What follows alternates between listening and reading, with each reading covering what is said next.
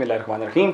अच्छा जी, एक तो नंबर्स की एक चीज़ जो आपको करनी है वो है डिविजिबिलिटी। डिविजिबिलिटी के आप पिछली एक वीडियो देख लेंगे, वो जो है टेबल्स के बारे में कि नंबर को देख के कैसे पता चलता है कि ये 2 पे डिवाइड होगा, या 3 पे होगा, या 4 पे होगा, या 5 पे होगा।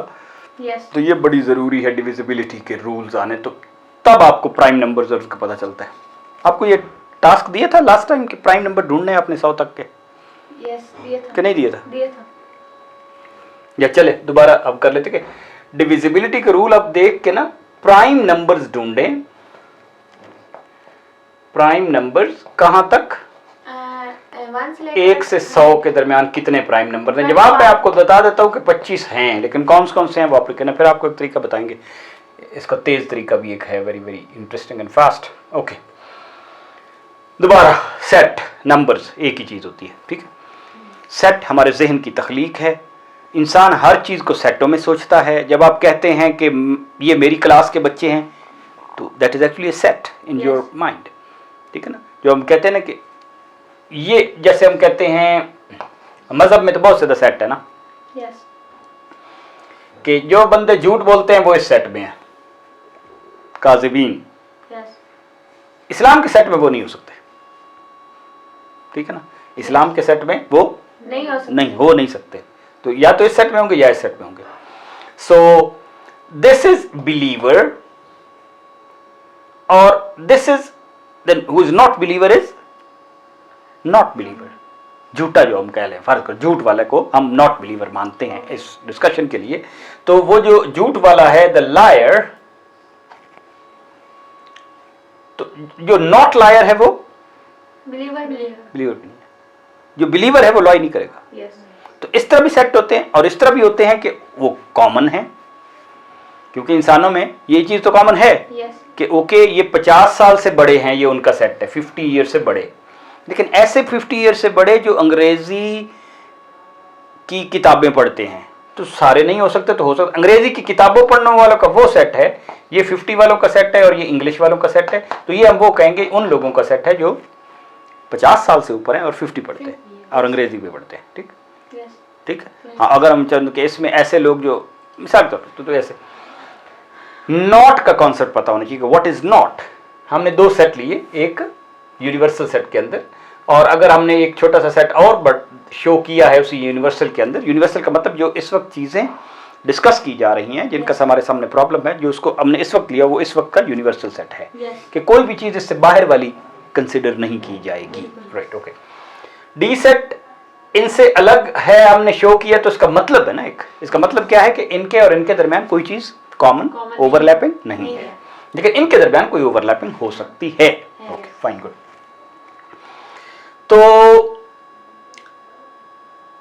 ए, ये यूनिवर्सल हम इसी तरह शो कर रहे हैं, ये ए सेट है। तो हमने आज सुबह एक कन्वेंशन थोड़ी सी बनाई कि अगर ए सेट को हम हमेशा एक सेट को एक खास किस्म की लकीरों से बनाएं, अगर ऐसे बनाइए तो हॉरिजॉन्टली बनाएं, राइट, ताकि हमें बाद में उसी को फॉलो करें तो जिंदगी थोड़ी सी आसान हो जाती है। ये जो बाहर वाली जगह है, ये तो ए नहीं है ना, नहीं है, तो इसको कहेंगे it's not A. This is A and this is not A. Not A को कहते हैं ए का complement, right. This is A and this is not A, या ए का कॉम्प्लीमेंट। तो अगर ये ए का कॉम्प्लीमेंट है तो किसी सेट को उसके कॉम्प्लीमेंट के साथ मिला दें तो क्या बनेगा? Universal, complete set. क्या ए और नॉट ए में कुछ चीज कॉमन है? नो, कोई नहीं। नॉट है इसलिए कि इट इज नॉट ए, ठीक। तो इसका मतलब ये हुआ कि ये आपको ऑब्जेक्टिव टाइप का सवाल भी आ सकता है, अदरवाइज कॉन्सेप्ट भी पता होना चाहिए कि वो दोनों या इसमें है या इसमें है, म्यूचुअली एक्सक्लूसिव है। किसी का सेट और उसका कॉम्प्लीमेंट का सेट, उनके दरमियान जो तकातो है या इंटरसेक्शन है वो नल होता है, फाई होता है, एम्प्टी सेट होता है, ठीक है। ये बी है तो ये बाहर वाला नॉट बी है। तो हमने इसमें कुछ ऑपरेशंस किए। ये ए है तो ये ए हमने, ये नॉट ए है, ठीक हो गया। इसको लिखने का तरीका हमारा ए कॉम्प्लीमेंट। बाज़ किताबों में ए प्राइम भी लिखा होता है, ए प्राइम फिर वो इस तरह लिखते हैं ए और इसके ऊपर प्राइम ऐसे, लेकिन ए कॉम्प्लीमेंट। कॉम्प्लीमेंट का मतलब है कंप्लीट्स। ये और ये दोनों कंप्लीट होके यू बनते हैं, यूनिवर्सल बनते हैं टोटल से। तो ये बी था, बी हम वर्टिकल लिख रहे हैं, वर्टिकल लाइन है, उसको शेड करने के लिए बना रहे हैं, which makes easy to kind of find out few things, आपको आगे पता चलेंगे। तो इसमें हमने क्या किया कि बी के अलावा नॉट बी को कहते हैं बी कॉम्प्लीमेंट। तो अब आपको इनका मतलब आना चाहिए। बी कॉम्प्लीमेंट एक टर्म है ना, लेकिन उस टर्म का मतलब क्या है? Not B. Okay, A union B, इस टर्म का मतलब है ए और बी, ए और बी। यानी उसमें देखें तो जो बच्चे कंप्यूटर करते हैं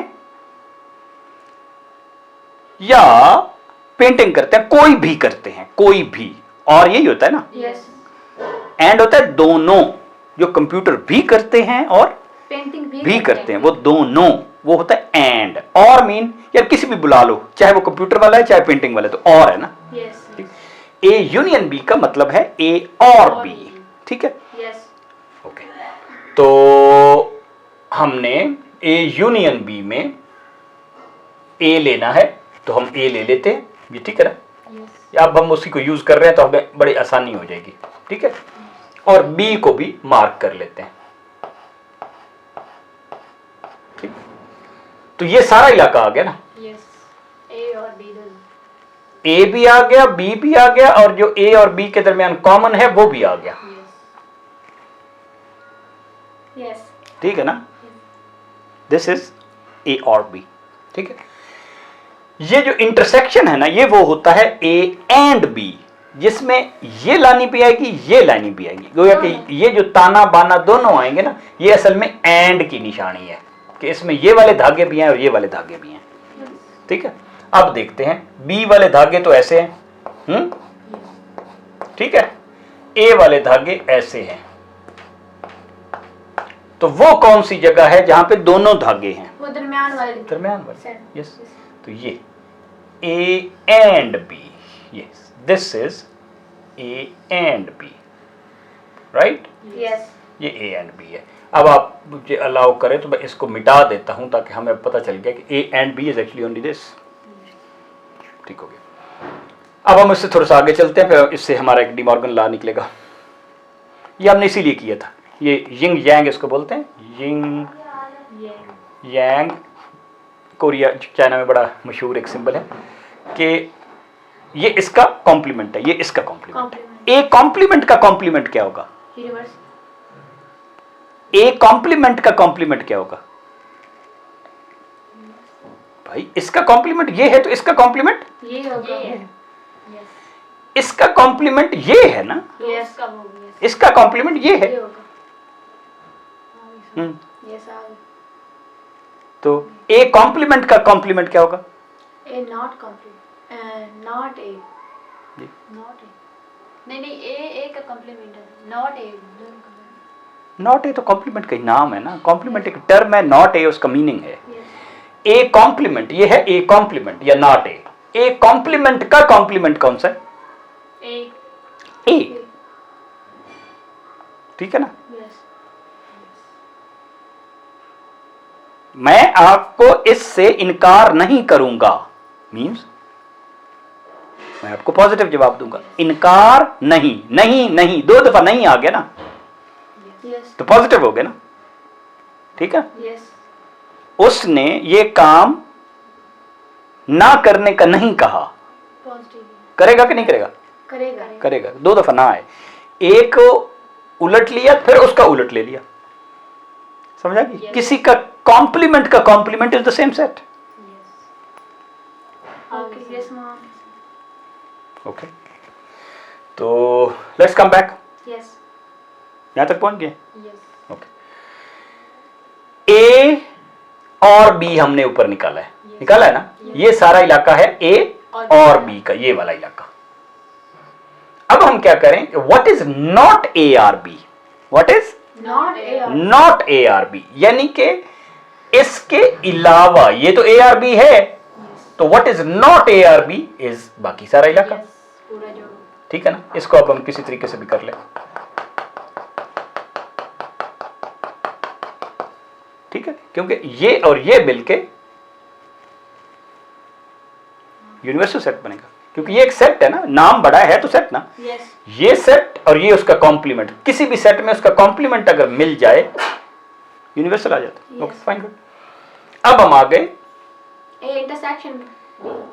ए not A and B. A and B तो आपने निकाला है ना, Yes, ये है yes, A center. And B, Center. ये वाला, ठीक है।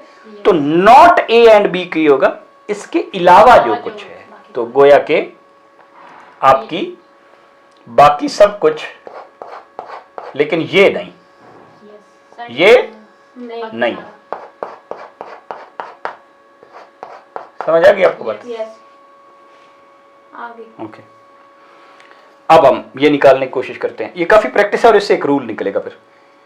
ये है जी नॉट ए और नॉट बी, और दरमियान में है and. Not A and not B, not A and not B, जो ए भी ना और बी भी ना हो, जो कंप्यूटर भी नहीं पढ़ता और पेंटिंग भी नहीं करता, वो कितने हैं, तो इस तरह निकलेंगे, ठीक है।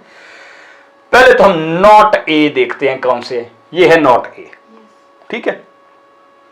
अब एक किस्म का हमने नॉट ए फर्ज करें, हमने नॉट ए को जरा कर लेते हैं। ये हैं हमारे नॉट ए, ठीक है। ये नॉट ए हो गया। अब हमने लेना है नॉट बी, तो फिर उनका कॉमन लेना है। नॉट बी कौन सा है? बी के अलावा। इसमें ए पार्ट भी।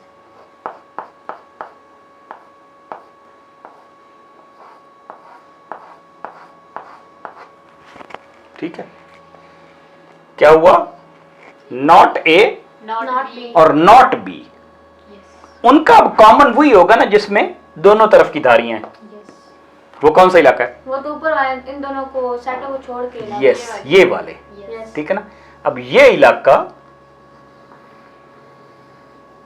के जो ऊपर है इसमें दोनों आ रहे हैं ना, Yes.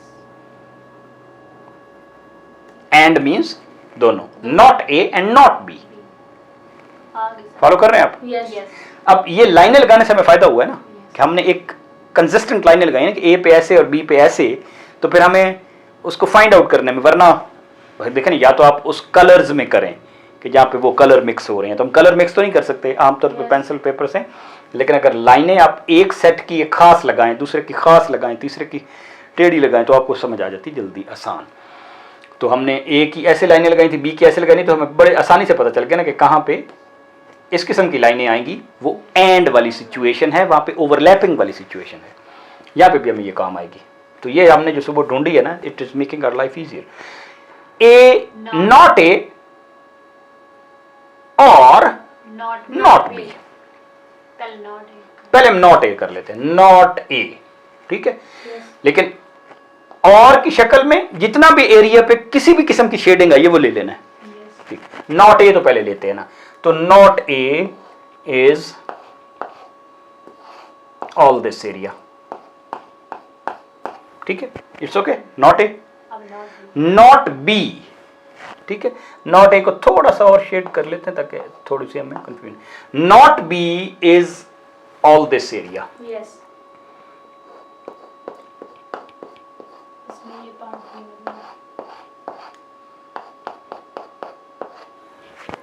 ठीक है। तो कौन सा पार्ट फिर बच गया? अब लेना है जो भी किसी किस्म का भी जिस पे शेड आया है, एंड है ना, और है ना, और में वो आ जाए या वो आ जाए, ठीक। तो इसका मतलब है कि ये सारा इसके अलावा, बाकी सारा जो है, इसके अलावा बाकी सारा, राइट। अब आप देखें कि दो चीजें बराबर आई, ये इसके बराबर आ गया, ये और ये दोनों बराबर आ गए एक दूसरे के, आ गए ना। और ये और नीचे वाला बराबर आ गए। इससे एक बहुत बड़ा रूल निकलता है जो कि आगे बहुत काम आता है, डी मॉर्गन का कानून जिसको बोलते हैं, डी मॉर्गन ने पहले किया था कि not A or B, not A and not B के बराबर होता है, ठीक है। Not A or B is equal to not A and not B. इसी तरह नॉट ए एंड बी बराबर होता है not A or not B के बराबर। ये बहुत ज्यादा पावरफुल लॉ है, इसलिए आपको इस स्टेज पे वो पढ़ाते हैं। वो के इस स्टेज में आप उसके आपको सवाल एप्लीकेशन नहीं पढ़ाते, लेकिन अब आपको इसकी अंडरस्टैंडिंग बड़ी अच्छी होगी कि ए जो हम ये लिख रहे हैं ए यूनियन बी का जो कॉम्प्लीमेंट है is equal to A complement intersection B complement, या हम लिखते हैं कि ए इंटरसेक्शन बी कॉम्प्लीमेंट जो है is equal to A complement union B complement which is De Morgan's law. अब इसका आपको मतलब भी समझ आ गया है, ठीक है ना, मतलब इसका आपको यहां से मिलेगा, ठीक है ना। Not A or B is equal to not A and not B, उन दोनों क्वालिटीज हूं तो वो नॉट ए आर बी होता है, राइट। इसी तरह इसका भी आपको मतलब यू कैन डिस्क्राइब इट, इसका मतलब ये बनता है लॉजिक में। ओके जी, मनशिदुल्लाह।